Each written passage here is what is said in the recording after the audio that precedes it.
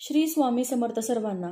स्वामी भक्त हो, आज आपण श्रावणात महादेवाला शिवामूठ अर्पण करायचे महत्त्व जाणून घेणार आहोत। शिवामूठ व्रत हे विवाहानंतर पहिले 5 वर्ष श्रावणी सोमवारी केले जातं। श्रावणात येणाऱ्या सोमवारी 4 प्रकारचे धान्य शिवाला अर्पण केले जाते। याच श्रावणातल्या प्रत्येक सोमवारी उपवास करून महादेवाला बेलाची पाने, तांदूळ, सुपारी, गंध, फूल वाहून पूजा केली जाते आणि या क्रमाने धान्याच्या एक मूठ देवावर व्हाव्यात। धान्य मूठ उभी धरून व्हावी। या मुठी वाहताना हा मंत्र जरूर म्हणावा।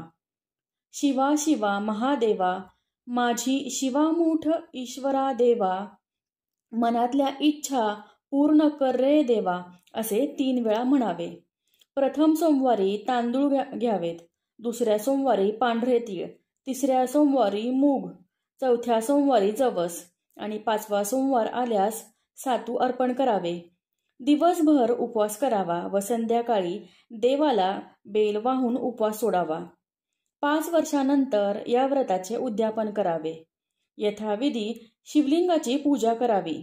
नंतर ब्राह्मणांना भोजन करावे। यथाशक्ती भेटवस्तू व दक्षिणा देऊन व्रताची समाप्ती करावी। तर ही आहे शिवामुठाची कहाणी आणि महत्त्व।